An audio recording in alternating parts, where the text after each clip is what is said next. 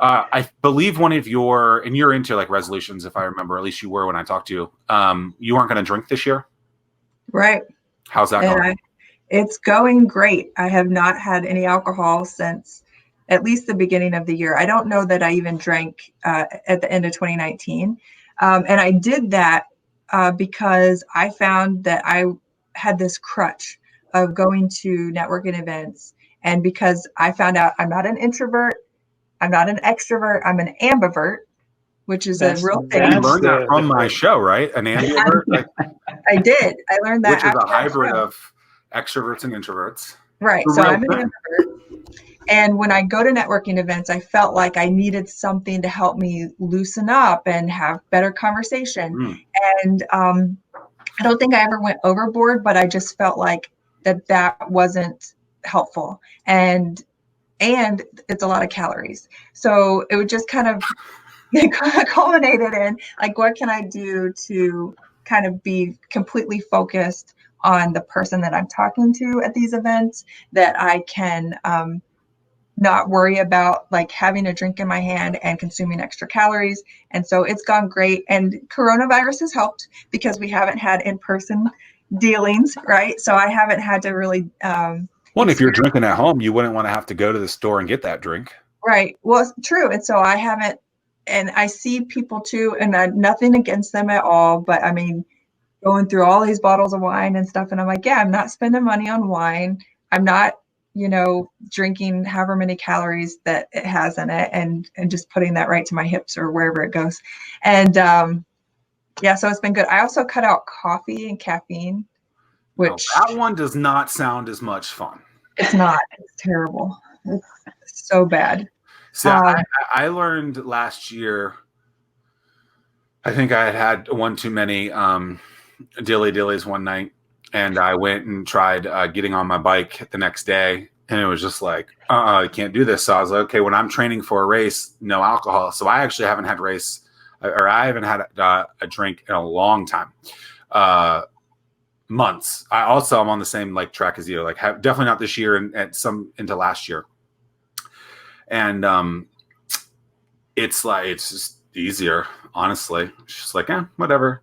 But when I was on that bike, I was like, this ain't gonna work. So, you gotta do 10 miles of running, 50 miles on a bike, and you had one too many. You're just like, this ain't gonna be fun. Sweating out like Bud Lights is not fun.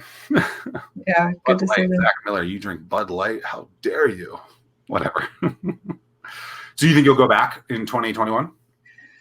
I don't think so. I mean, there's really not a reason to be honest. We have conflicting responses from people, by the way. Some people say 2020 would not be the year to not drink.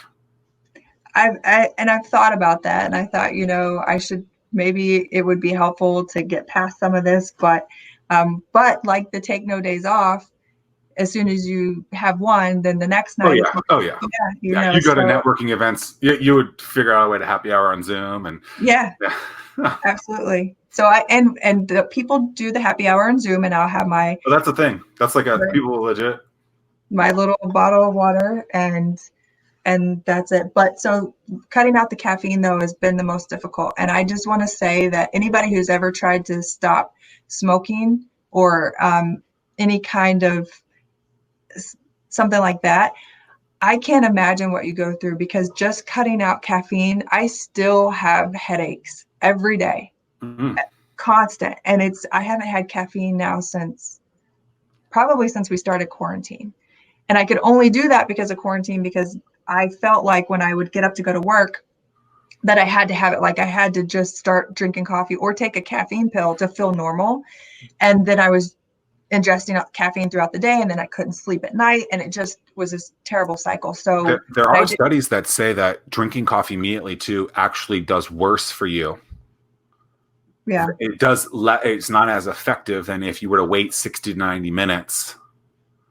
Now that's hard to do, obviously, as an avid coffee drinker myself, but.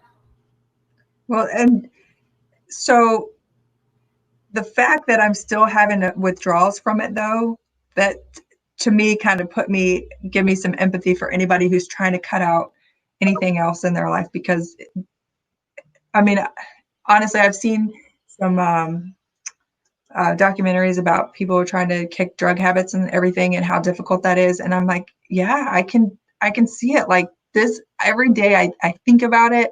I just want to just smell it.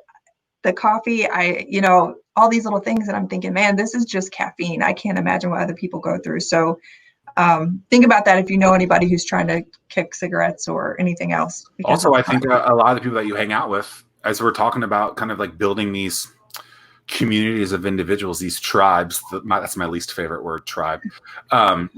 It's about surrounding yourself with good people, right? That are going to be supportive of that, right? And that want to be helpful. And so as cliche as it is, are the 5 people that you hang out with losers or are they winners, right? Are they going to help you or are they going to hurt you? If they're going to prevent you from doing what you want to do, then maybe you should remove that person from your life.